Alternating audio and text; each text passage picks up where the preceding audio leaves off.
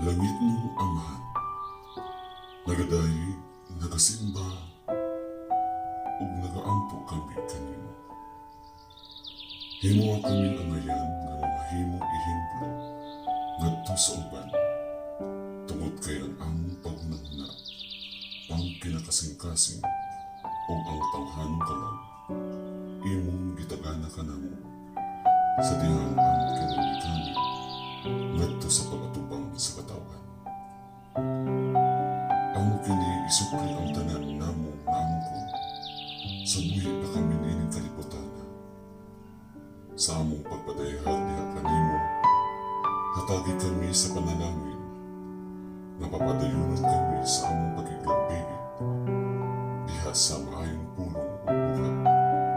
Nagitulo nimo kanamo sa pagsaksi, sa pagsangyaw, o diha sa espiritual na pag-ampo. Salamat sa tanang grasya na ihatag mo kanamo. Pinag ni Kristo